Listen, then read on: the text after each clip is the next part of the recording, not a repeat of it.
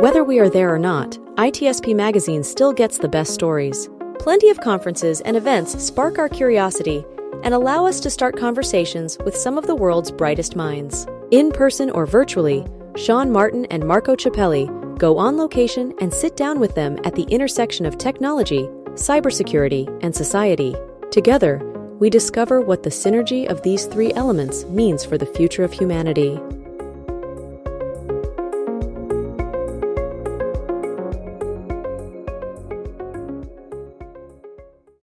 Here we are. You're very welcome to a new episode of Redefining CyberSecurity on ITSP Magazine. I am still Sean Martin, host of the show, and I still get to talk to all kinds of cool people about all kinds of cool things. You may have seen a ton of stuff coming out from Black Hat, and I'm always interested in the technical research-driven stuff. And funny enough, a couple of the chats that popped up for me as interesting topics are related to measurement. And today, Allyn and I have been getting this on the calendar and putting together this chat on how do we measure, what are the metrics, should we care, what should we care about? And I'm thrilled to have Allyn on again. Allyn Stott, thanks for being on the show. Thanks for having me again. Yeah, it's gonna be fun. And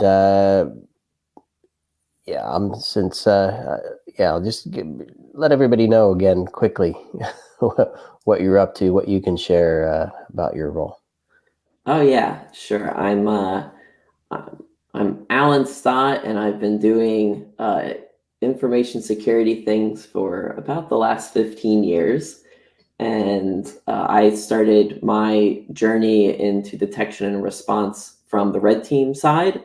I spent the first 5 years of my career breaking things, causing trouble, making a lot of blue teams sad. And then at some point you get a little frustrated and you're like, why are things not getting better? I'm here every year, but it's the same.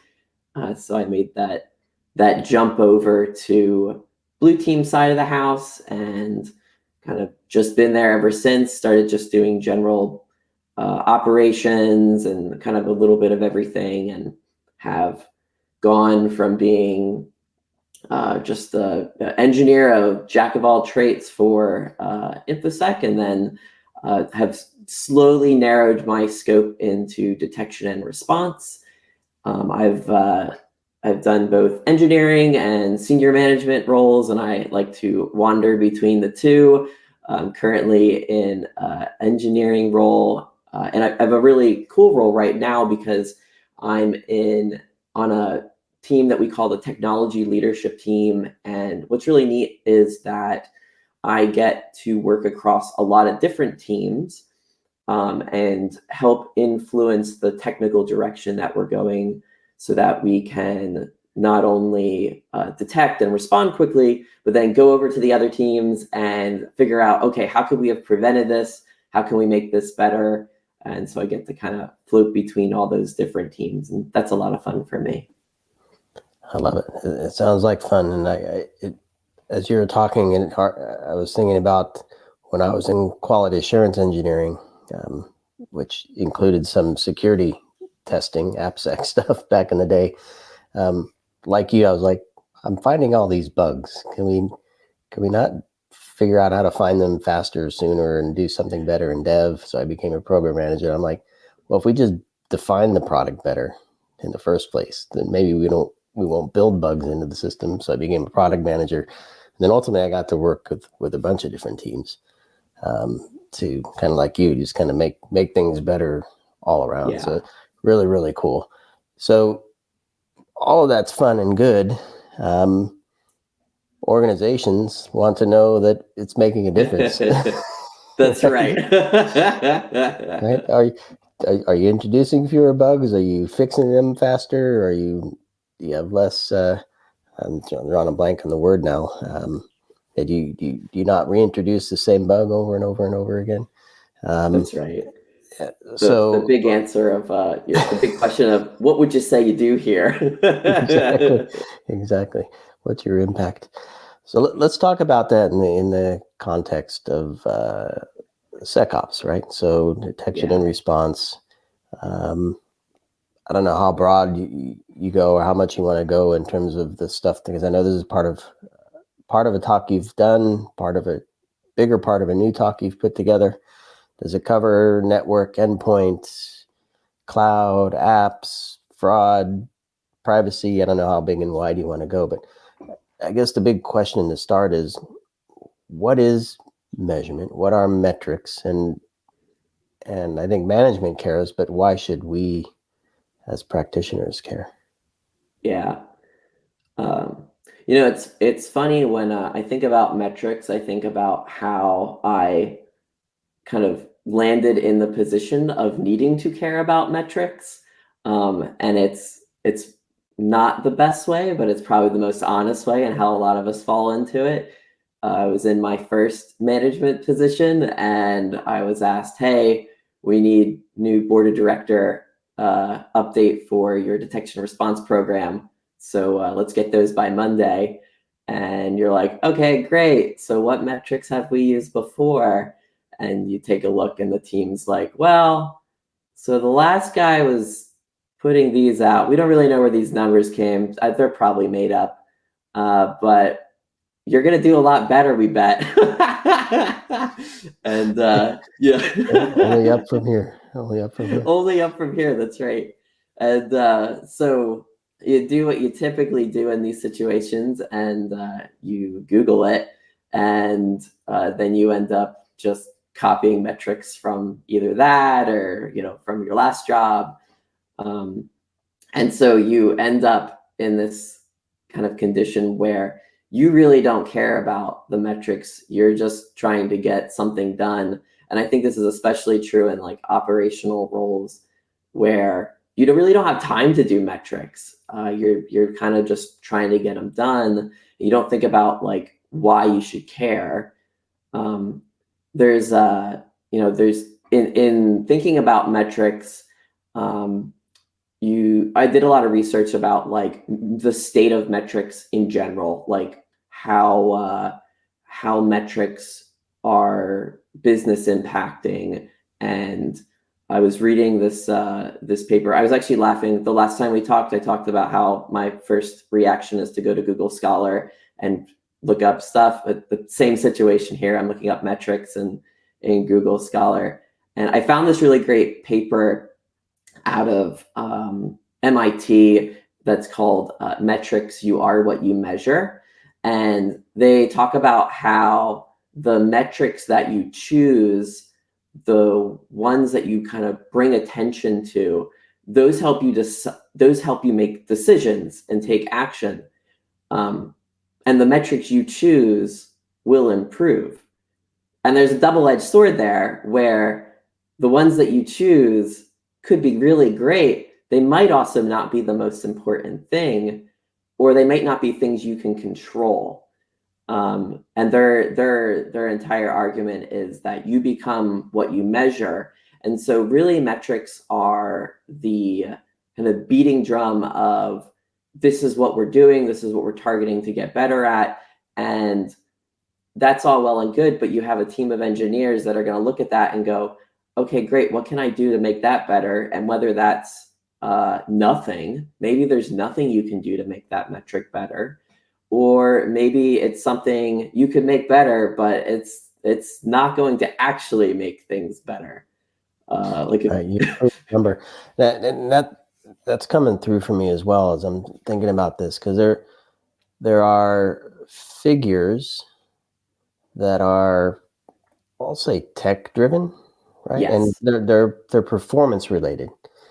Yes. So either some system or somebody sitting behind a system does it faster, or does it slightly better, whatever better means.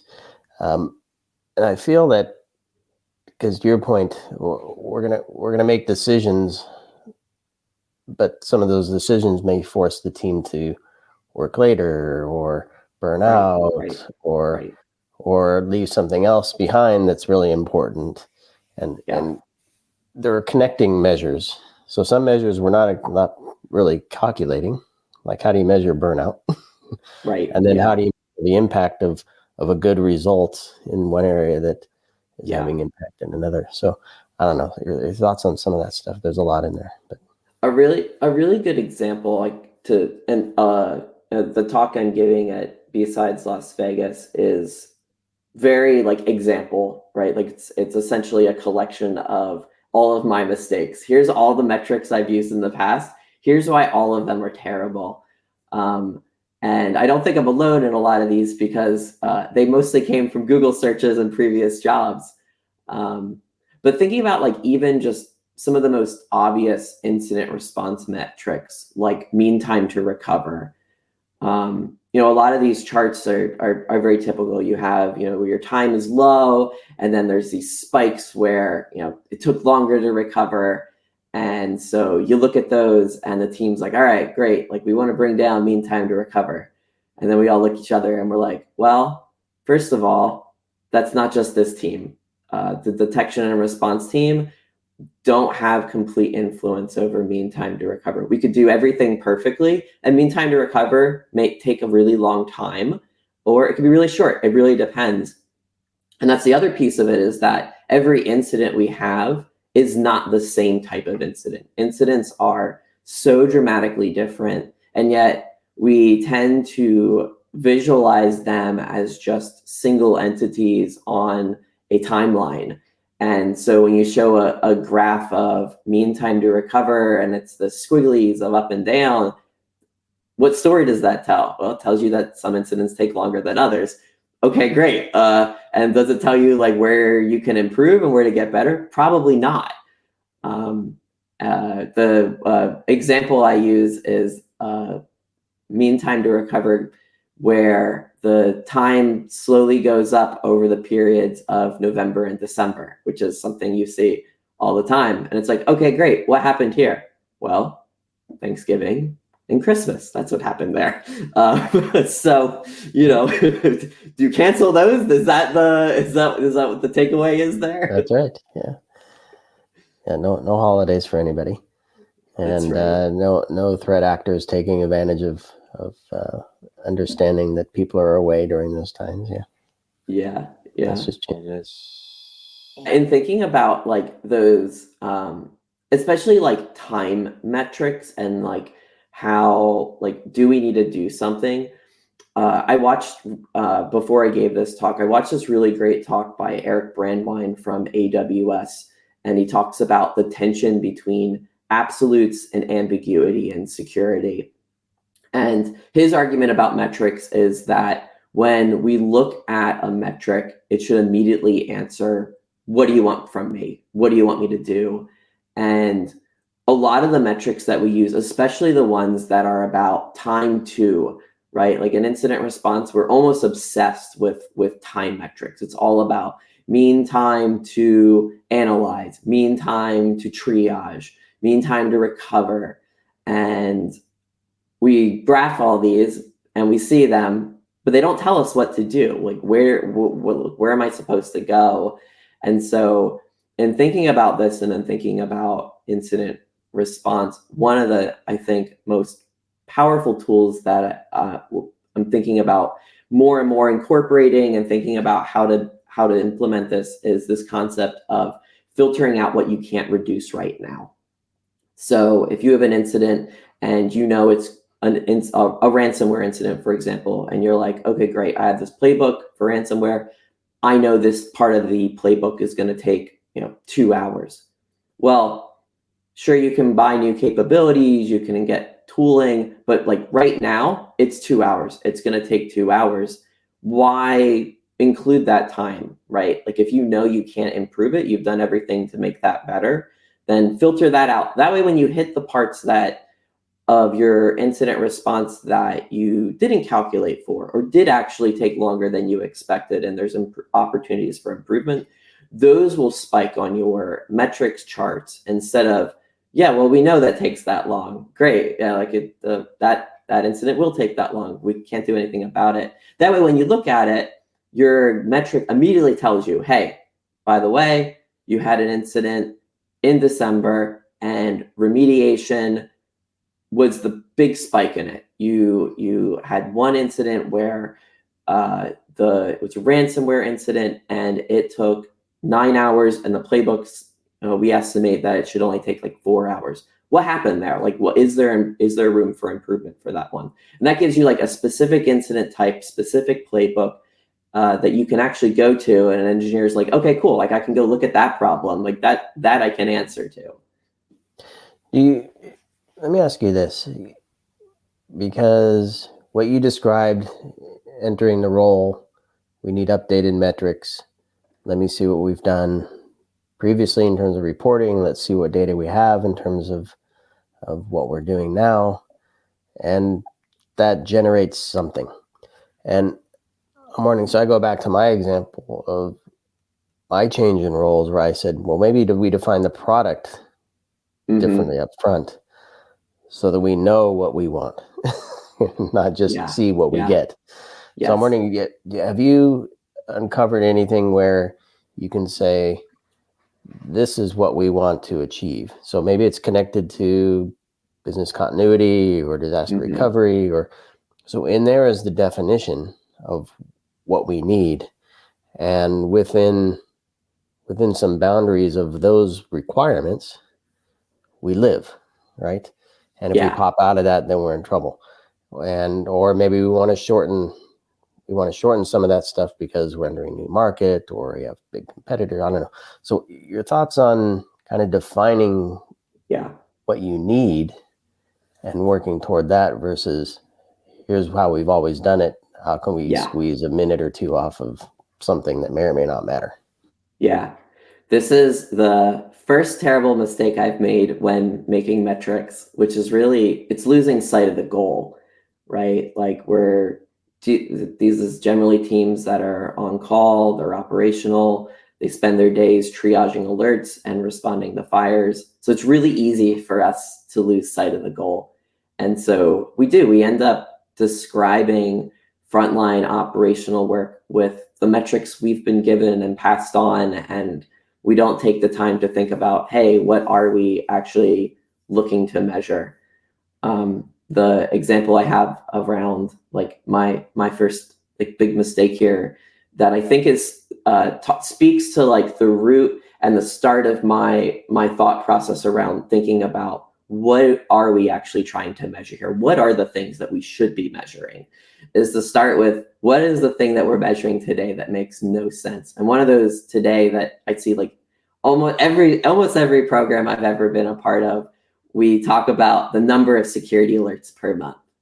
And there's, it's this up and down, and there's questions of like, well, why is there more alerts this month than that month? And, you ask the real question, and the real answer is, oh, there's a lot of false positive from the IPS, so we just turned that rule off. But that's not a great answer to leadership, so you come up with this like great narrative. And so anytime you're thinking about, I need a narrative spin to a metric, like the data doesn't speak for itself, then you're running into problems. I'm heavily inspired from like especially from like a visual examples of metrics. Edward Tufte is, I've got a stack of his books in my library. And in both his book about envisioning information and the visual display of quantitative information, in both of those books, he talks about how like if you need a paragraph underneath your metric, you're already in trouble. Like the visual should speak for itself. And so I took a step back and I said, okay, what am I actually trying to say with this metric that has, the number of alerts? And then maybe I'm trying to make it better. Maybe I'm, visualizing it by true and false positive. Okay, great. Like, what am I actually saying here? Like, I have a lot of false positives. I think that's like the surprise. Like, that's the story, is like every team has too many false positives, and we're trying to tune it down. It's thinking about what are the different areas within detection and response that produce the value to the business. And last year I gave a talk about building detection and response programs. And I talk about the different areas that a modern detection and response program has, whether that's threat intelligence, it's threat hunting, it's your classic operational processes of triage, analysis, and respond. But all those things all have to flow back into the rest of the business. And maybe even more specifically, at least the InfoSec organization, because we have this unique position in detection and response that we're on the front line of things have gone bad, essentially. These are the things that are happening as a result of where we are today.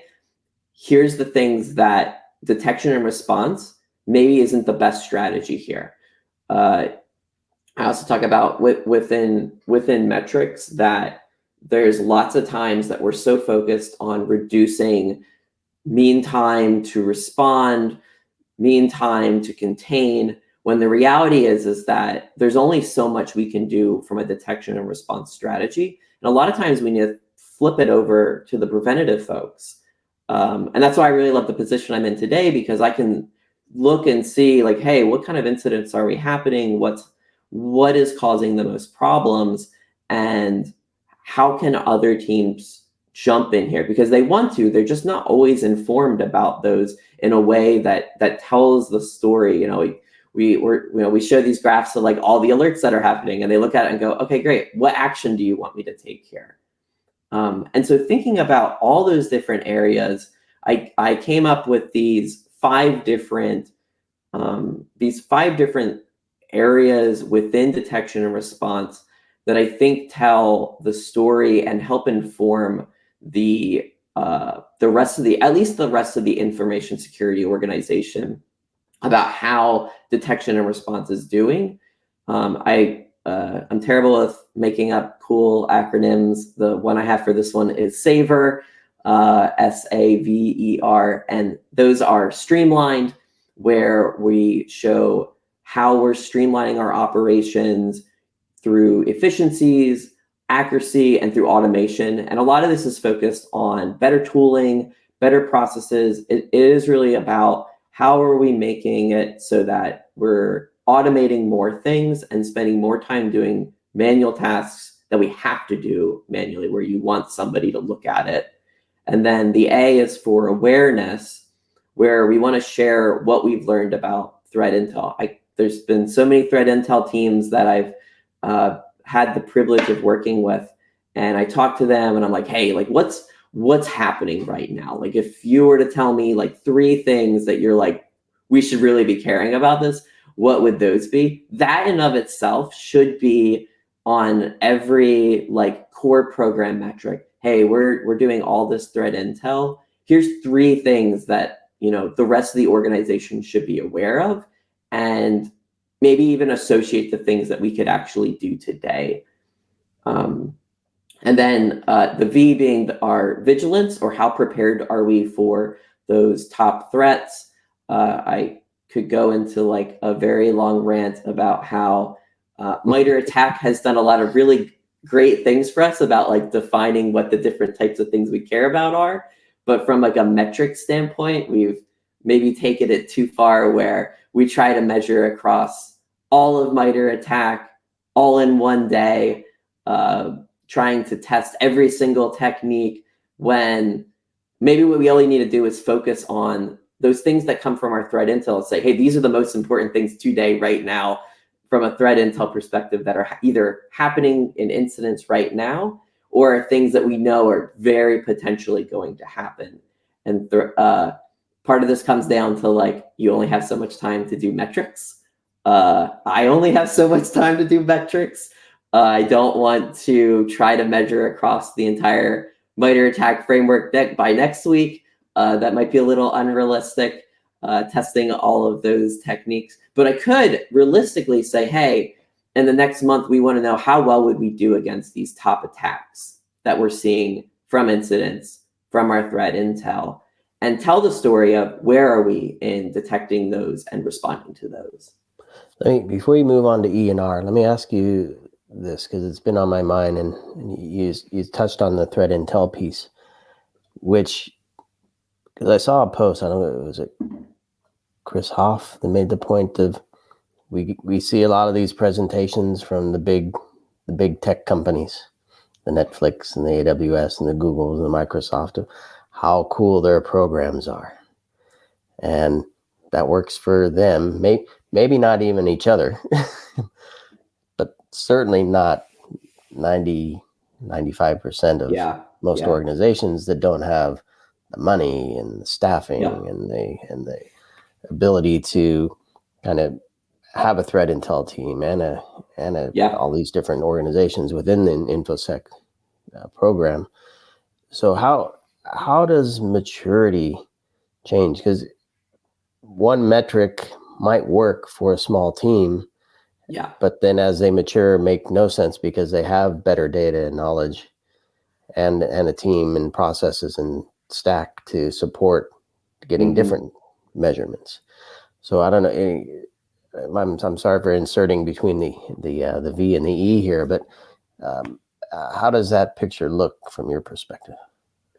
Yeah, it's something I get asked a lot, actually, from even the last talk, which is, because in my last talk, I talk about how important threat intel is to a detection and response program, right? Like it really should help us define what's the most important thing we should be working on. And the question that always comes to me is like, cool, we're like two people. So what do we do? Or maybe you're one person and that's like the entire IT, like maybe you're a small business and you have maybe, a quarter of a contractor that's your InfoSec team.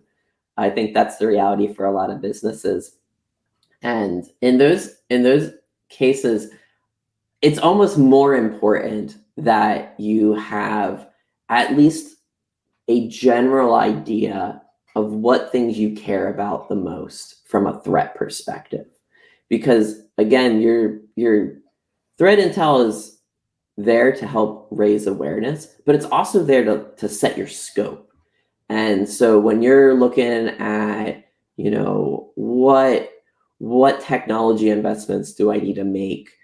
What things should I care about the most? That's where threat intel comes into play. And I always say, don't overthink it. You could do it in a day, especially with how much of this data is, I think, publicly available. I don't think you don't have to have, all of the threat intel subscriptions. Some of the best threat intel, even to this day, that I get is even just in Slack groups that I'm in, that people talk about, what things they're seeing and what's really been painful. So I think the approach that I often thought about is look at what external threat intel, and maybe that's as simple as like I'm in healthcare. What things are targeting healthcare right now? What's really painful? And then look at your best intel, which is your internal intel. It's what things are happening today. What type of security incidents have you had in the past? Is there trends to those? And then think about your organization's security risks. So this could be as simple as asking, what would be a really bad day for your company? What data, if exfiltrated, would make your chief privacy officer cry the most? I think that's like a really great metric. You can draw it with like the number of tears. Like this would be the most upsetting. Measure the tears. That's right. So yeah, using that to like help scope it to something that's much saner, and not trying to worry about all the things. It's very easy when you put on your InfoSec hat, even if you're only wearing it part-time, to be like, oh my goodness, there are so many things. And yes, there's so many things, but you're thinking about it from a risk, from a business perspective of, okay, I can't do all the things. What are the most likely things to happen? Let's just focus on those. And then at least there's a good story around like why you chose to focus given the limited constraints you have. Nice one. All right, E&R. All right. E and R kind of lead. E is exploration, and explorations about raising up the things that you learn from your threat hunts.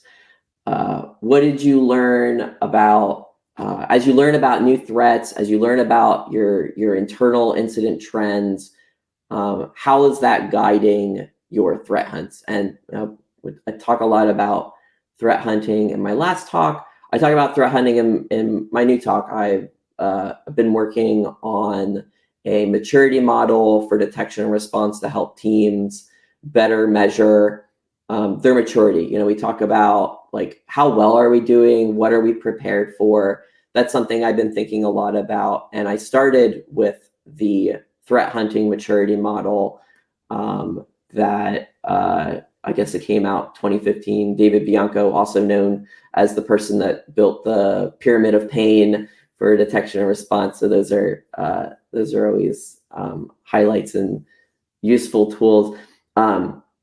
But threat hunting is another one of those, like, we don't have time, we don't have people to do that, just like threat intel. And threat hunting could truly be as simple as walking over to your IT person and going, what's really broken around here? Yep. That's that. If you want to know, what executives yelling about what? Yeah. Yes, exactly. Which user would you say working here is probably the riskiest user? Those are just like really easy examples of what a very small team can do from a threat hunting exploration side of things, right? Like what things are we finding that we should know about, and actually including that as part of your program metrics of, hey, we're finding things. Maybe it's not, some cool analysis technique that we came up with. Maybe it really is just walking over to your IT admin and being like, hey, so what's really bad here? And then the R is readiness. How quickly are we able to organize and respond to incidents? How complete are the playbooks that we have?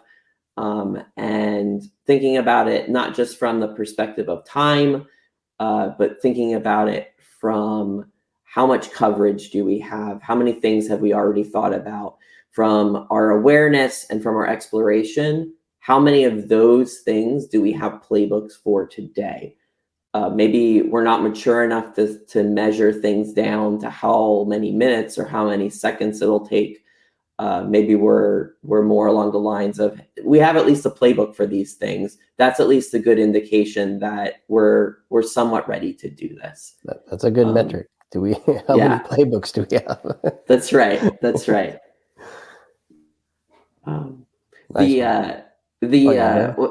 In thinking about like all of these like different areas that you could measure, the most important thing is that a lot of times, because we are just carrying along the metrics that we've already had, and we end up making a lot of metrics, actually. I don't think there's been anybody that's come to me and it's just like, we don't have enough metrics.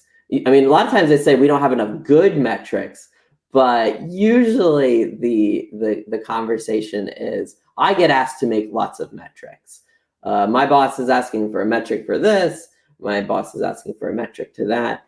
And we really need to start pushing back on this need to understand things that maybe don't make the most sense.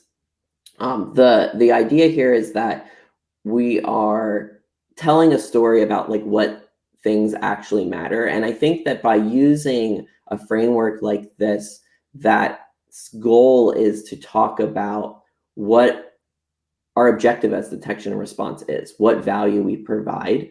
And so if we can't tie a metric back to one of these areas, then the real question is like, what question are we trying to answer with this metric, right? Like a lot of times the metrics we get asked to make, we don't ask like, what are you trying to figure out here? Because a lot of times if we had just asked, what are we trying to answer with this? What question do you have that's not being answered today? because I think that if we can be a lot smarter in the metrics that we build and choose, the lot fewer metrics we can have, so we can be a lot more targeted and focused on the metrics we create today.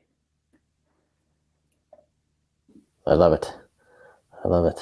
Well, we're at pretty much 35 minutes here. I wanted to ask, because Marco's not here to say no more one more question from you, Sean.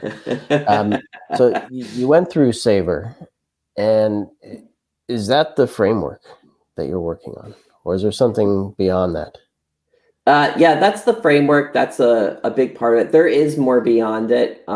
With the talk that I'm giving, this is your starting place, but then it's like, okay, cool, but I actually have to build metrics now. And so I have more details around like, great, how do we build them? What questions do I need to ask?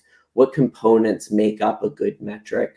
And then I share the maturity model I've been working on, called the threat detection and response maturity model, and talk about how you can measure across 3 pillars: observability, proactive threat detection, and rapid response, to talk about not just like how your day-to-day performing from a metric perspective, but how your overall program is maturing or not maturing based on the projects and work and technologies you're choosing. So that's a big part of the talk I'll be giving at B-Sides Las Vegas.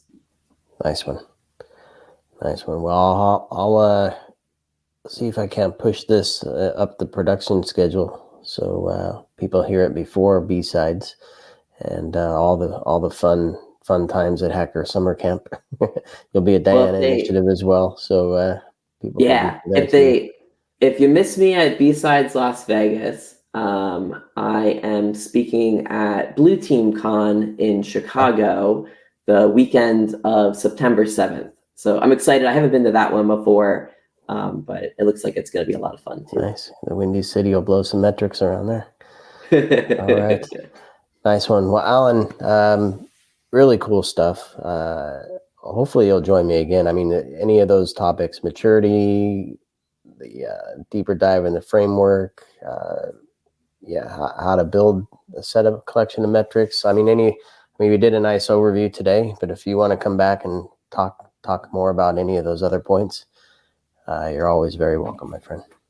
Thanks. Sounds like fun. Metrics. Yes. Whoever said fun. I know. Deeper dives in the metrics. Yeah, I have the fortune sometimes to teach security analytics class, which is all about taking data, turning it into stories, right? That's right. Primarily, we look at it from a driving business decision perspective. These are all MBA students, but metrics should drive decisions as well, not just say how well you're doing or not. So, interesting intersection there. But anyway, Allyn, fantastic to see you again, my friend. Safe journey to Vegas. Good luck with the presentation, and hopefully you get to see a lot of friends and make some new ones there. And for everybody listening, thanks for listening and watching. And hopefully this sheds some light on maybe how you're creating or not creating or over creating and not measuring and not utilizing metrics properly, or at least appropriately for your organization. So feel free to contact me, contact Allyn, and hopefully we'll have more conversations on this topic. So stay tuned, subscribe, share with your friends and enemies, and we'll see you on the next one. Thanks again, Allyn. Thank you.